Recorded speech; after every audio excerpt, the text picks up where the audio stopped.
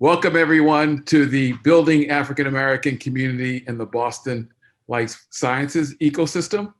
My name is Demetriouse Russell, and I am the CEO of Venn Diagram Partners, a management consulting firm that disrupts the status quo, and we do it in three ways: by delivering customized leadership development, diversity, equity, and inclusion consulting, and thirdly, executive coaching. It's a pleasure to be here. Hello, everyone. My name is Daughtry. I'm a director of technical operations at Vertex Pharmaceuticals, located in Boston, Massachusetts. I've been with Vertex for about 6 years. I graduated from Morehouse College as a chemistry major, and then I graduated from MIT with a master's in inorganic chemistry. Hi, my name is Cynthia Jones, and I am a director of epidemiology at Biogen. I've been at Biogen for 7 years, and I got my bachelor's degree in psychology from Princeton University, a master's in quantitative methods from Columbia University, and my PhD in psychiatric epidemiology from Johns Hopkins University. Hello, everyone. My name is Tamar Thompson. I am the Vice President of Government Affairs and Policy for Alexion Pharmaceuticals. I have a master's degree in health sciences administration, and happy to be on the panel and look forward to discussing the topic of the day with my esteemed colleagues. So let's dive in. A major theme here is around community and community here in Boston, and community being in this industry that of life sciences. And there are many different definitions of community.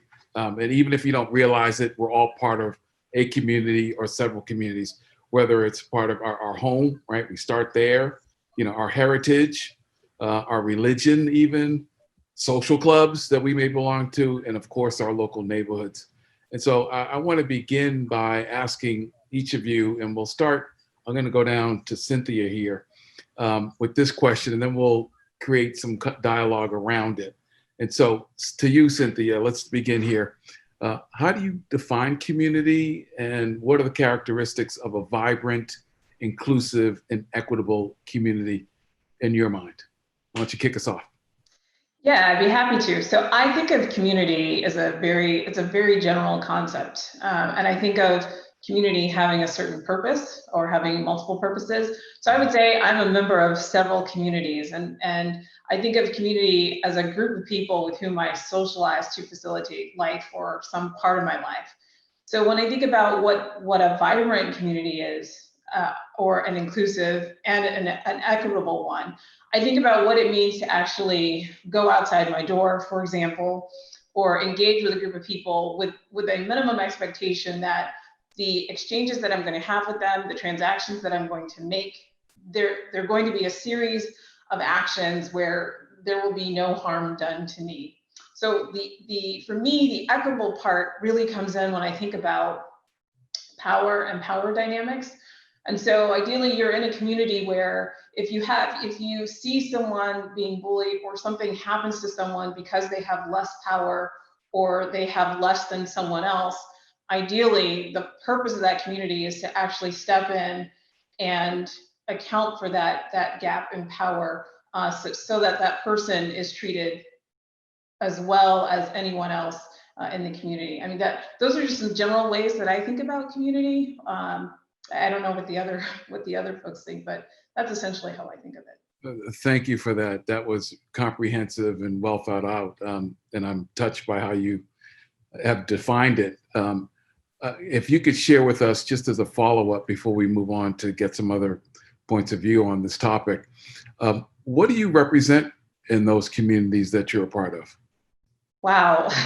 I think most of the time I probably represent something different. So where I live in a majority white community. It's a historically white community, or historically Irish. And when I think about who I socialize with, it's really a mixed group. We have different focuses professionally, different sort of orientation in terms of what we like to do for fun. So I have some friends that enjoy skiing and lots of heavy action, adrenaline pumping types of activities, and we engage in those. Then I have some friends who just really work all the time, and so I can tap into that a bit. And then there's my family who probably does a little bit of each of those, but also has a very strong focus on nurturing and feeding into the lives of other people. So whenever I see my family, especially for the holidays, it's almost guaranteed that we're going to have some activity where we are either feeding someone with food, or we're actually feeding into them intellectually, mentally, spiritually, etc. And so in one word, what do you represent? Wow. I suppose I represent some form of social innovation in bringing people together. Awesome. Thank you so much. Let's go to Sean Daughtry. I'm going to ask you the same question. How do you define community, and what do you see as the characteristics of a vibrant, inclusive, and equitable community? It's a very good question, and I really like Cynthia's answer. I'm going to borrow some of that, because a community, especially a community you choose to be a part of, is where you feel safe, where you feel nurtured, where you go for comfort, to recharge, to be affirmed. And so there are several communities that I am part of. I'm a Morehouse alum, but I live in Boston. And one of the first communities I joined was the Morehouse alum in Boston, which is a very vibrant chapter. I have a family, and we chose to live in Roxbury, which is the historically Black community, or one of the historically Black communities in Boston, sort of like the equivalent of Harlem for Boston, which is one of the communities I exist in. I'm in life sciences. I'm a scientist. I was a chemistry major at Morehouse. I did chemistry for grad school.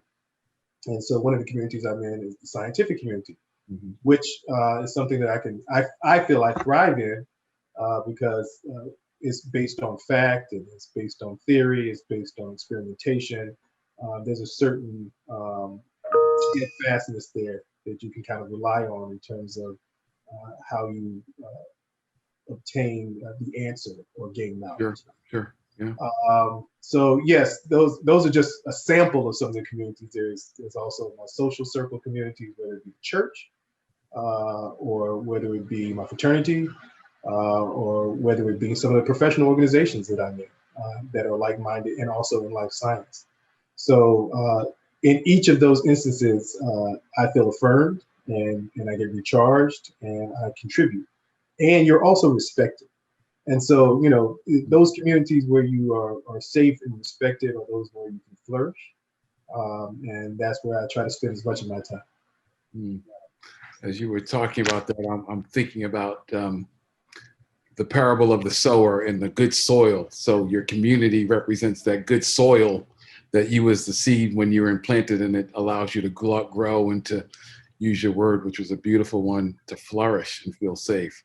And so I'll ask you the same question. What do you represent in one word in the communities that you feel safe and flourish in? I'm gonna say achievement. And I say that because, if you look at statistics, they can try and discourage you. But I try to set an example for my children. I have a son in high school. I got a daughter at Spelman who's also a chemistry major. For my social circles,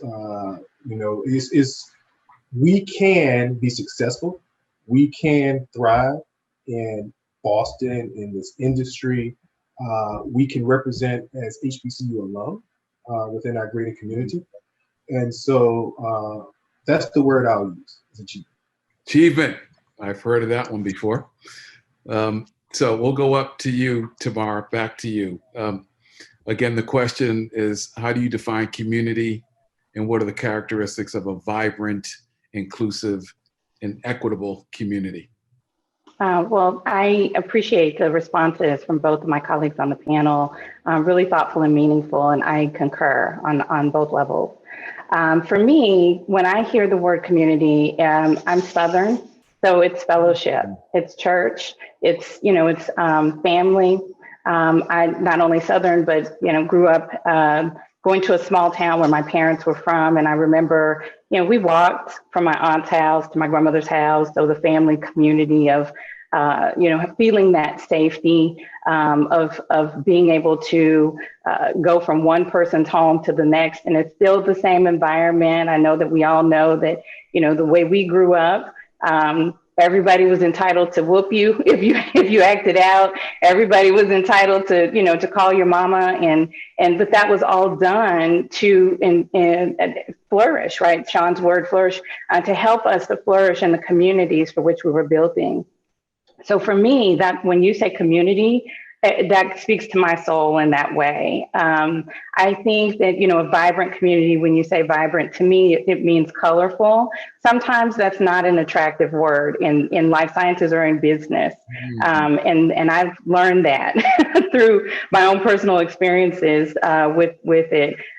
But for me, it means that, that links to diversity and inclusion, right? So it's a diverse background of people. And I love Cynthia's example of talking about living in a predominantly white community and how she represents there. So for me, vibrancy means that you're bringing something to the table, that diverse component that, you're adding a nutrient to the flower of whatever community that you're in, whether it's, your church community, your neighborhood, and the work environment as well. In life sciences, I think we all bring that to the table. So I appreciate the comments from my colleagues here on the panel, and would just add, those components to the discussion. I appreciated Cynthia's component about the equitable piece in the community. It really hit home for me in the work environment. In life sciences, there are very few of us. And the equitable piece of depending on what company you're working at, right? Like in life sciences and pharma in particular, the African-American representation is quite limited, and especially when you get to the senior ranking levels. So sometimes that community is hard to find. So when she said the equitable piece where you feel safe, really lended itself to the conversation around DIB, right? Diversity, inclusion, and belonging. So yeah, really impactful conversations. Thank you. Wonderful, wonderful answer. Now, can you tell us in one word what you represent in those wonderful communities that you've just described? Disruption, always, in the best ways. Yeah. So we have social innovation, wonderful. We have achievement and disruption, right?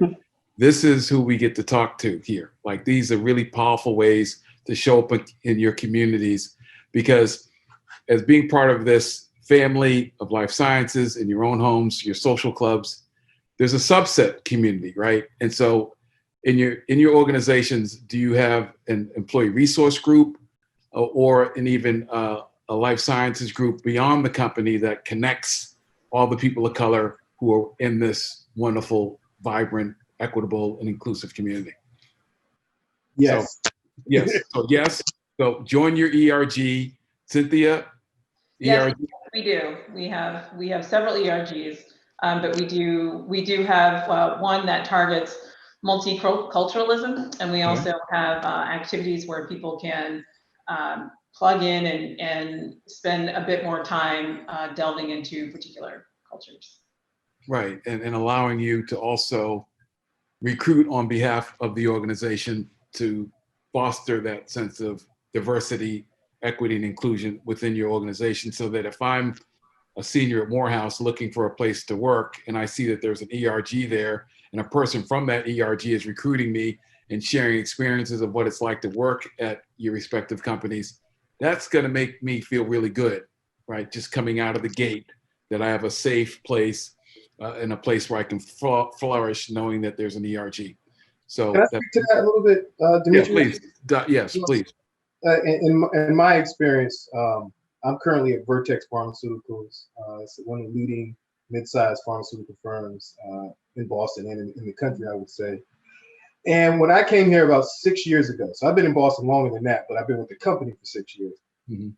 There were no ERNs. We call them ERNs, ERGs, BRGs, CRGs, depending on which company you're with, affinity groups. Right. And I helped to found what we call Vertex Includes Boundless Ethnicities, which is the ERN for those of racial and ethnic diversity or people of color.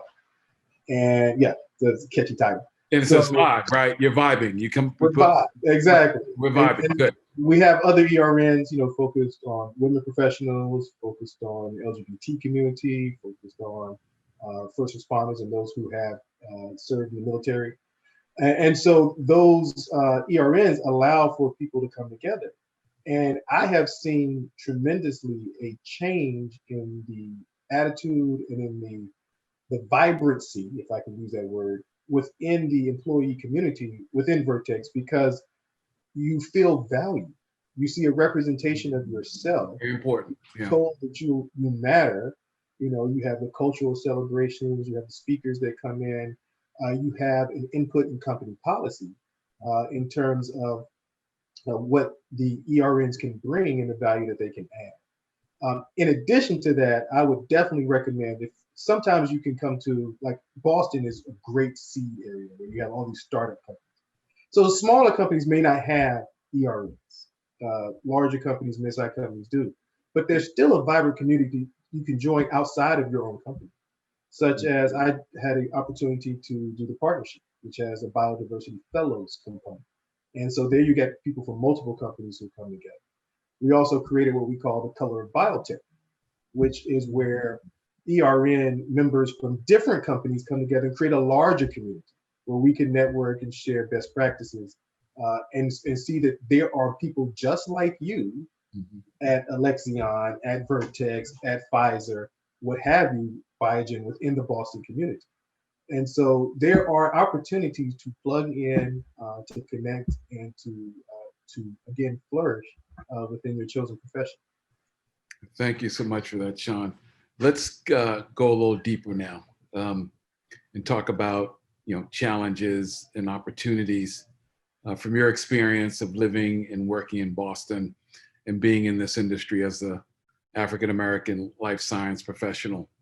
And so why don't we go up to you, Tamar, and have you share your experience, and let's get real now, because this is for an audience of people that are deciding where they want to start their professional life.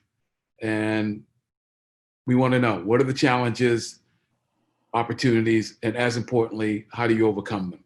Yeah, it's a great question. I don't live in the Boston area. I work there. I'm there multiple times a month, say for the pandemic now, but I lead state government affairs and federal, right? So I spend a lot of time in Boston because it is the state house, right? So what I've experienced, in working in Boston is kind of a tale of two cities, if you will. Boston is a great area. Very academic, as we all know. There are, the world's most renowned colleges, universities in this area. And so when you're looking at that side of the spectrum, Boston almost feels like a post-racial society, right? Where, you've got so much diversity and so much freedom of thought and all of this going on in Cambridge. When you're at the State House in Boston, it definitely becomes a who's who network. If you weren't from here, if you didn't grow up here, if you're not of a certain descent, it becomes a challenge, to kind of elbow, and being a female, because let's just face it, politics is a dude's club generally, by and large, right? And so for me, it's a challenge coming in, and who are you, Black female, coming into the State House and wanting to have these conversations in a very, very who's who network. And then there's this other, kind of side of Boston where people want to, to engage and get to know folks from the outside and bring people in. Mass Bio is a great example of that. Bob Coughlin, is so welcoming. And I will say, for me, that was my entry point. When I had a colleague who introduced me to Bob Coughlin, I didn't know what hit me.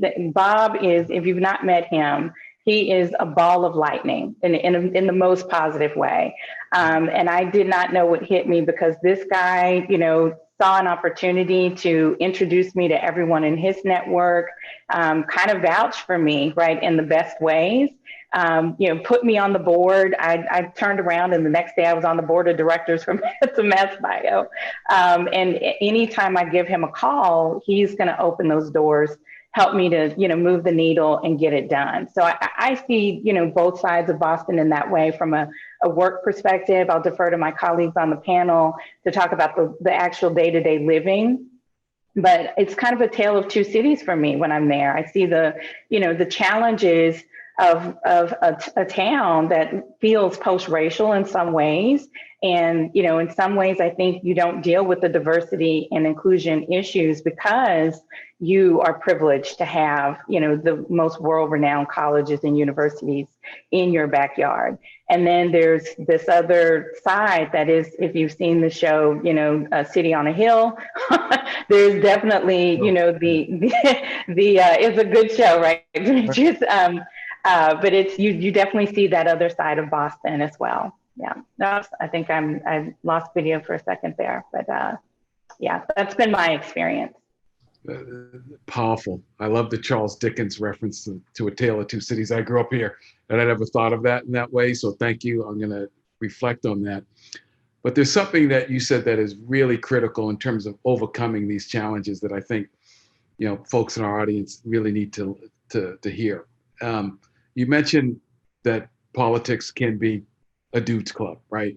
And so as part of that, and Boston is a very sports-oriented town, right?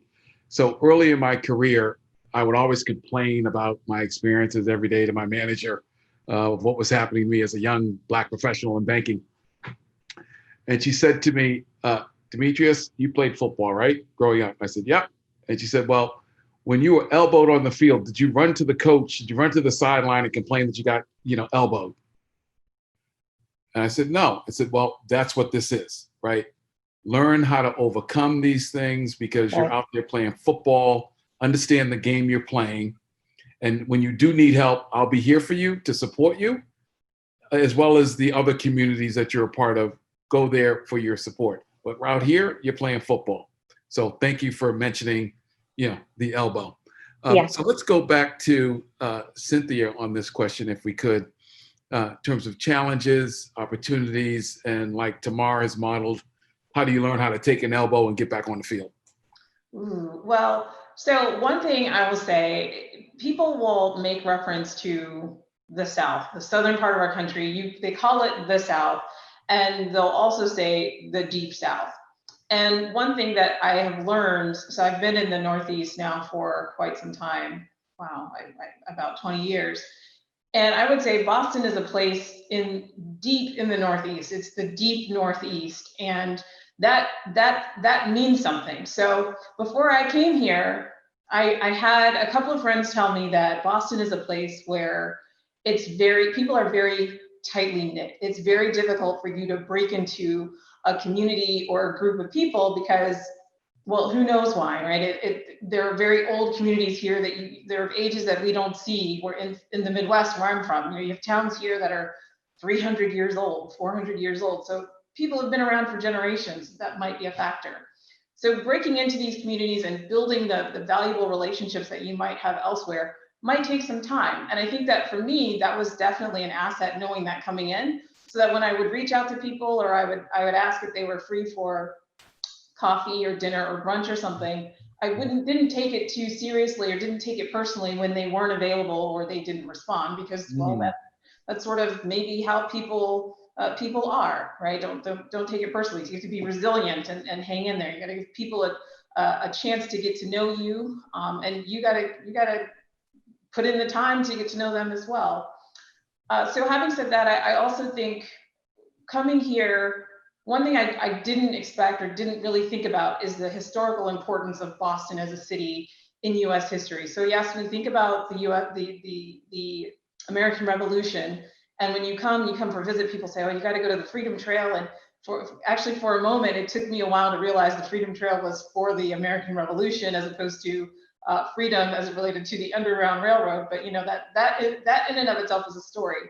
But actually doing the Freedom Trail and understanding the city that you're in, standing in the place where Crispus Attucks was shot, seeing where he's buried, seeing statue and tribute to Phyllis Wheatley, and seeing the Black Heritage Museum, that actually brings history and a lot of what I learned in school to life, right? A lot of what you learned in elementary, middle, high school, brings it to life, and it actually enables you to connect to it. The other part is, I guess the other strong part of history in Boston is, for me, I'll speak from my own background. Boston is a city that I historically knew as being a very racist city, predominantly because of all the activities that happened around desegregation and resistance to integrating schools in Boston, as well as housing, et cetera. And so I knew that that was something that had happened. I wasn't expecting like rosy fields or fields of flowers when I got here. But I have to say, understanding its importance in history doesn't just stop with the American Revolution. There are lots of very positive and powerful things that happened in Boston for the Civil War, right? The beginning of the Civil War. There were significant activities that were undertaken. I would leave that to a historian to remind you of that, but it's definitely worth learning. And for me, another kind of key part of what I'm a very spiritual person. And so I took some time to explore some of the churches in Boston, and they are pretty upfront about their role in abolition, and not only abolition, but facing issues that we're challenged with as a city today, and actually talking together about what they can do, what actions they can take as individuals, what actions they can take as a network or networks of organizations. So there's a lot that can be done when you actually acknowledge some of the challenges of the past and actually take the time to explore it further and see what you can learn. You can also build strong relationships in that process. Oh my gosh. I would love to just have this conversation be about what you're talking about, because I grew up here, and my first job out of Morehouse was working at the Museum of Afro-American History. So in addition to the Freedom Trail, I took people along the Black Heritage Trail that did connect Boston to the Underground Railroad. And so I would encourage people to do that. And then secondly, the most important book that I think that has ever been written about this city for a newcomer in particular is a book called Common Ground by J. Anthony Lucas, that was written really about the busing crisis, but it takes you back to early Boston, colonial Boston, and brings you up through the busing crisis and how Boston transformed in ways that still ring true to this day. But that is a must read if you want to understand this tale of two cities and how the city operates, because it's still very much a polarized place in many respects, and it's important for you to know that, particularly for those who didn't grow up here. So let me thank you, Cynthia, for inserting history. So overcoming challenges, know your history, get to know this city and its connection to a larger movement in American freedom, as well as the civil rights movement and the Board of Education. And you mentioned you alluded to it, but the Massachusetts 54th, a movie was made about it with Denzel Washington as the lead, and that statue was right there in front of the State House, the Robert Gould Shaw Memorial. So thank you for talking about that. And I was a history major at Morehouse, so it really struck a chord with me. So let's pivot to you, Sean. Challenges and opportunities, and how do you overcome? So I am also not from Boston. I've been in Boston since I graduated from Morehouse. So that's over 25 years now. I'm originally from North Carolina.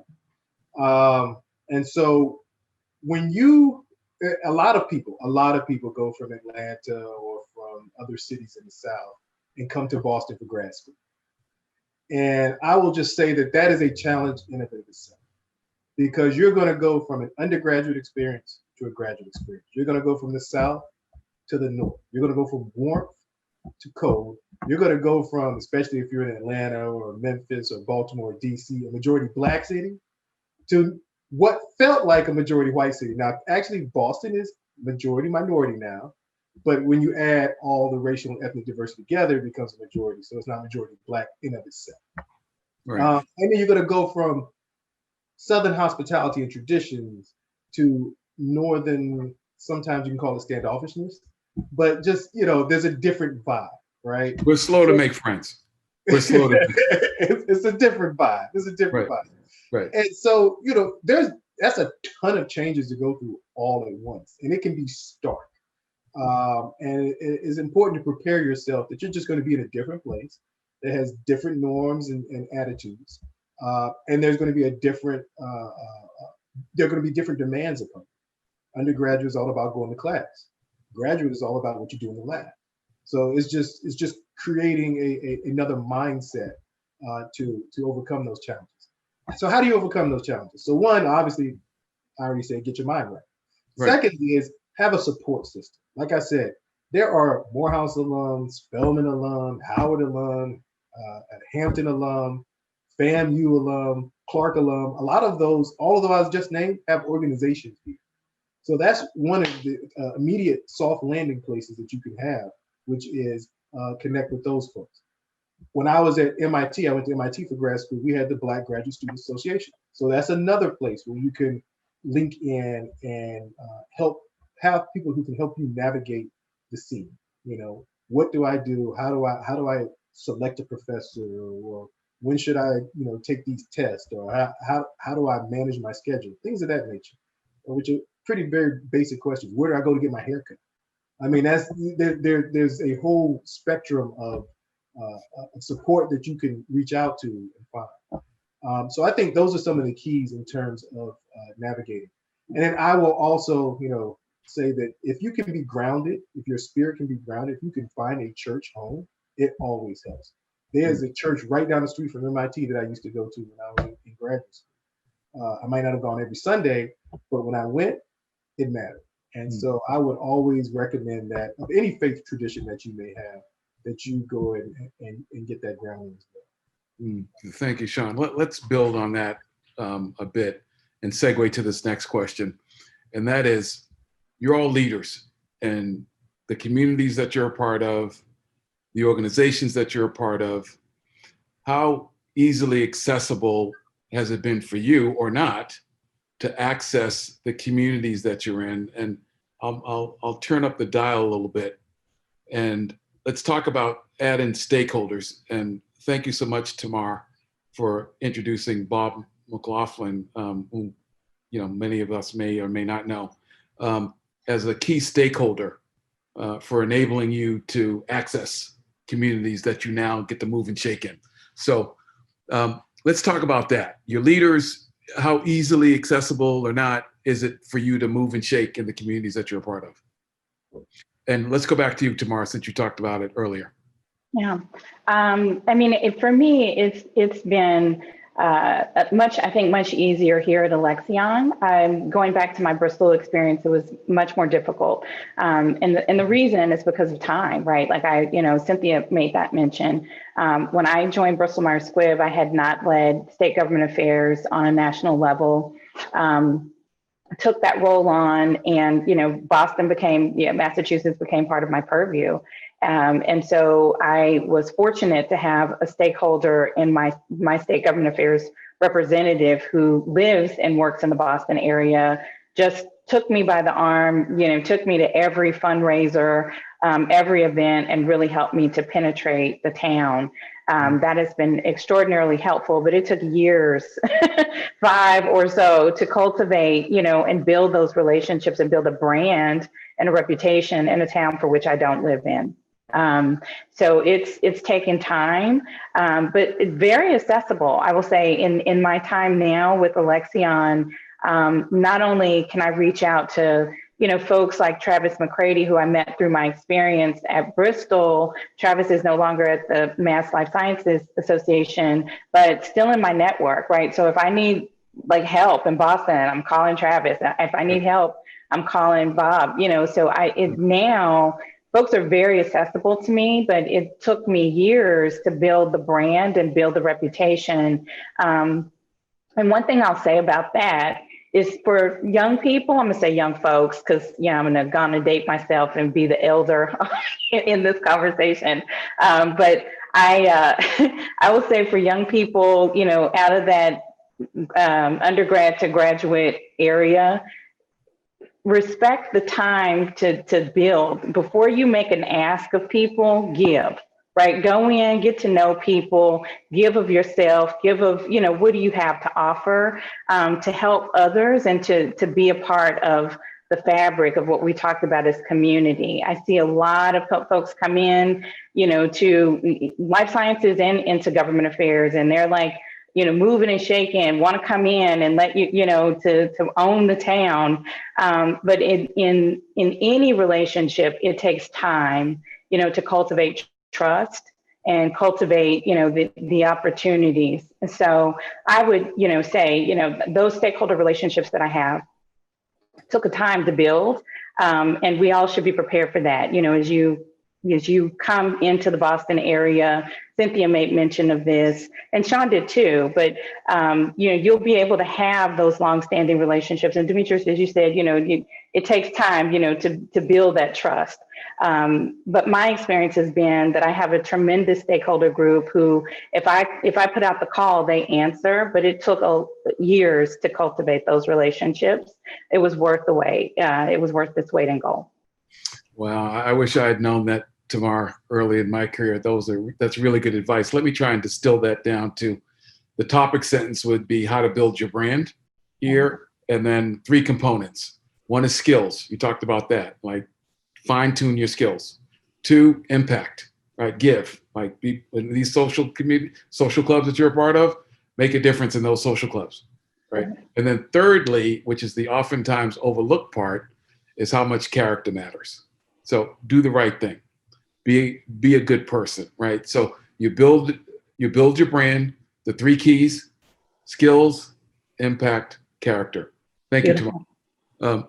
Let's go to the left here and come back to Cynthia and talk about how easily or not you as a leader in your field has it been to access the stakeholders that really serve as, equity inputs for you and how you flourish here. Yeah, so I would echo everything that Tamar has said. It's really important that you build relationships with people and really invest in that, and to do it one person at a time. As I mentioned, people, if you're in a place where people are may appear to be very distant, you should be patient. This is a town. This is a major U.S. city, but it feels like a very small town. I think someone mentioned the fact that we have 2 degrees of separation here. I can't emphasize that enough. The person that you're talking to might be, you don't know who they are. The life science community here is huge, and so I would implore you to think about it when you step out your door, or even when you're in your home. The people around you are a part of your community, and they're a part of your community in ways that you may not even realize. Once upon a time, I was taking a flight coming back across the ocean.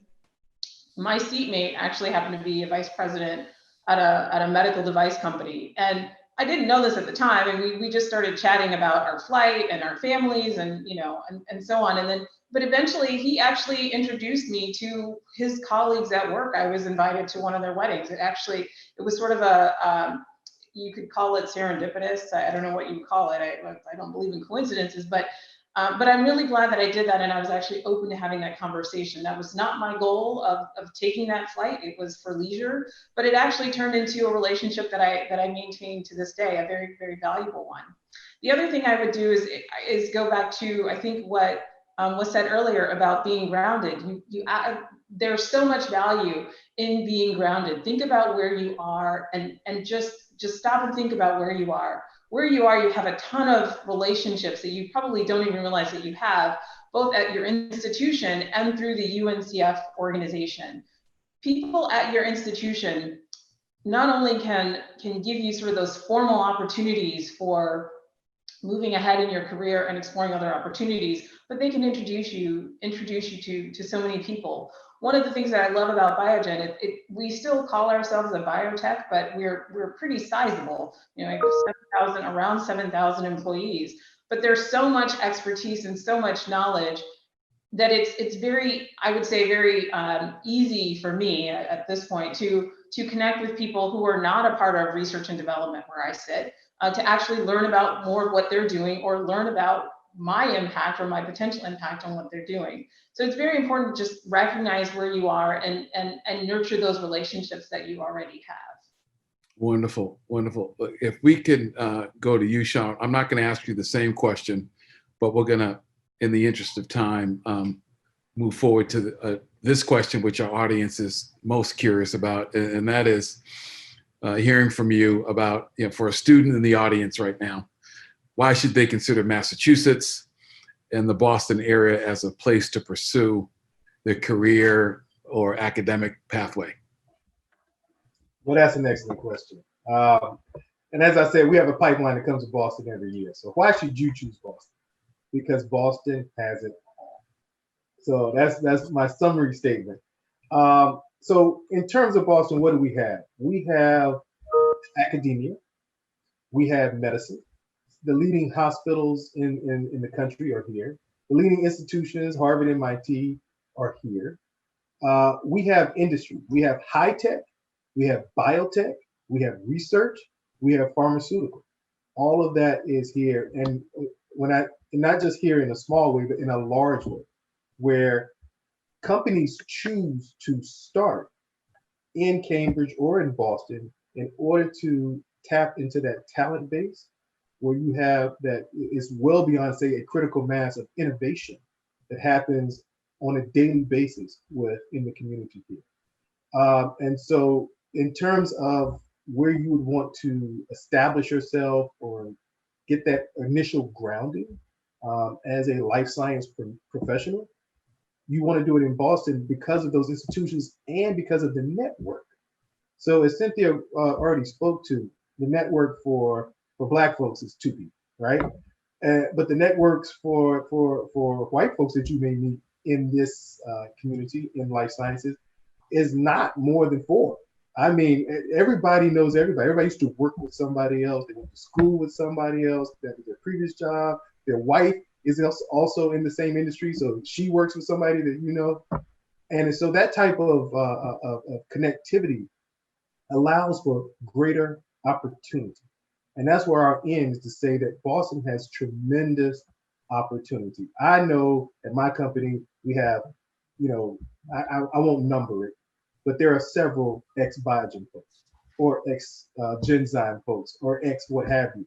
And if you go to those companies, there's ex-Vertex folks. What does that create? That creates the amount of connectivity, networking, social cachet for you to build your brand and find the best opportunities for you. Awesome. I'm coming to Boston. I'm inspired. I'm going to come and work in Boston, and the first person I'm calling is Sean, and then Cynthia, then Tamar.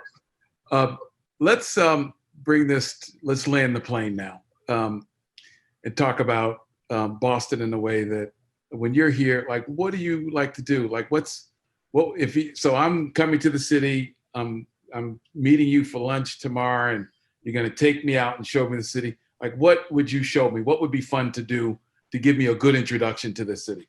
Yeah, so my favorite 2 things about Boston, Cynthia mentioned the Freedom Trail, and I will tell folks that it is an amazing experience when you understand the history. It's surreal, it's very powerful, so I always tell people to do it. I want to just make sure that people get that on the ticket top and early. But the food, Boston has become a foodie town. Yeah, it's amazing food there. And where are we going? For me, gosh, there's so many places. You know what? Anywhere right down at Seaport. I'm just say it that way. Okay. Like Anywhere in Seaport. Anywhere in Seaport. My office is in Seaport, and I have no shortage of options on a daily.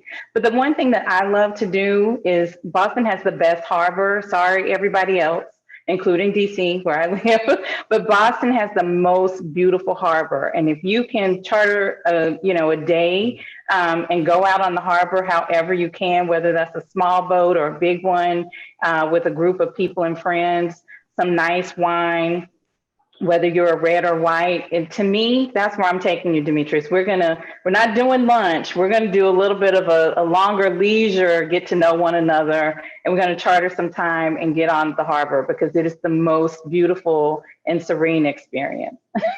Yes, hands. I'm on the board of Boston Harbor now. So how about when you come back to Boston, I take you on one of the cruises.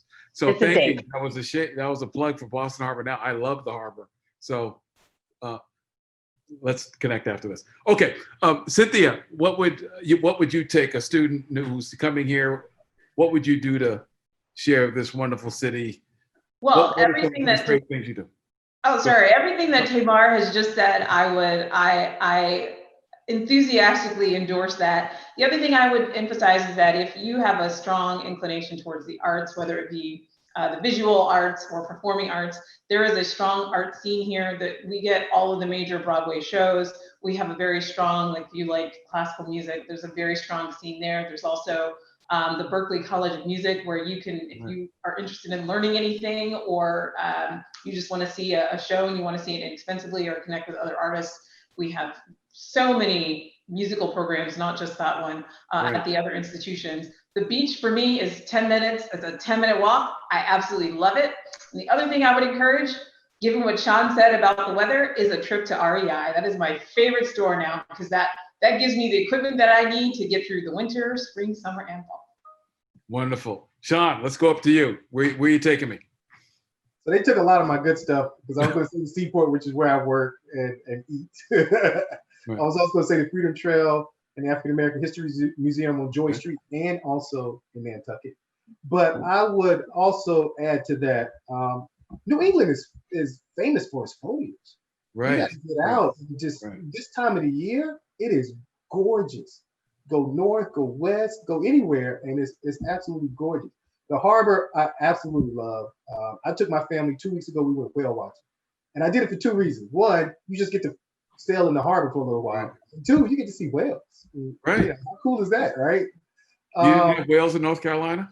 No whales in North Carolina? They, but I didn't live on the coast, so here in Boston, I live on the coast. See the seals, the whales. That's great. If you are into sports, we have Fenway Park, which is one of the cathedrals of baseball. We have Patriot Place. You can go and see the Patriot Hall of Fame. You can put on a ring. We have 6 championships. If you like parades, usually our sports teams win a championship about every year. So you can go to one of the sports parades we have here. So those are some of the things that I will add to on top of everything that had been said about what you would see. But it's also a vibrant Black community in Boston. Whether it's the Ebony Winter Gala that happens every year, one of the hugest parties that happens here in Boston, where you would go to Stepping Out, or I'll put in a plug for my own organization, Kappa Alpha Psi Fraternity, has this derby party every year when we have the Kentucky Derby on the rooftop. So all of those things are what I would take you to see. In addition to some of the cultural things, such as the MFA. MFA is huge, one of the greatest museums of fine arts that we have here. We have the African American Museum, Museum of Artists. Sometimes we refer to it affectionately as the Big Head Museum, where you can, here in Roxbury, where you can go and see a collection of African American artists. So there's plenty to eat, see, and do. My gosh, I am excited and energized. I want to come to Boston and visit all of you and work for one of your wonderful companies, if not all three, over the course of being here for 30 years. I just want to say this and summarize a bit here. First, thank you for opening up, being vulnerable, and sharing your experiences with an audience that, as we remember going back however many years when we were coming out of college, when we were looking for a good place, I've heard it, we said it, a soft landing, where this community where you can flourish and thrive in, and have this be a place where I can feel safe and grow. And the way that you have described your experiences and how you've overcome some of the challenges has just been really remarkable. So I want to say thank you for what you're doing, keep doing it, and making space for those who are coming behind you. Was really wonderful to hear. What also resonated was what you represent in the communities that you're part of. So for Sean, representing achievement is something that is near and dear to my heart, and you know why. Tamar, being a disruptor, to me, you only bring me in if you want to disrupt. You don't work with me if you want to keep the status quo. So what we do is disrupt the status quo. And I think we're finally at a point in our professional lives, corporate lives, where disruption is what's needed to create what will become new for all of us, right? all of us. And for Cynthia, social innovation, I've never heard those two put together. So being social, building relationships, and you referenced everyone in Boston, kind of 2 degrees of separation. There's a book that was written by the former CEO of John Hancock, John David Alessandro, which is another book. So I give 2 people 2 books, Common Ground and Career Warfare. And in Career Warfare, he says, in Boston, assume everyone is related, right? Because Boston is the type of town that if Sean's coming to me for a job, I'm going to take all of his bona fides and then I'm going to ask around, right? Who knows Sean? I might know someone in his social club or his church. Hey, what can you tell me about Sean? That's how things really get done here. It's not based on all credentials. It's who knows you and how they know you. And one other piece of advice that I would leave for the audience is a quote by Maya Angelou when she talks about people will forget what you said, they will forget what you did, but they will never forget how you made them feel. So as you build relationships, as Cynthia had pointed out earlier and how important that is, think about every interaction and how you enter it and leave it, and making sure that you're representing yourself in a way that that person will say, you know, that's Cynthia. I want to get to know her more about her, right? So don't forget that it's about making sure that you don't forget how you make people feel. So with that, I hope we have made everyone feel good and energized about coming to Boston and pursuing this city as a career. And with that, I will hand it back over to our good friends at United Negro College Fund.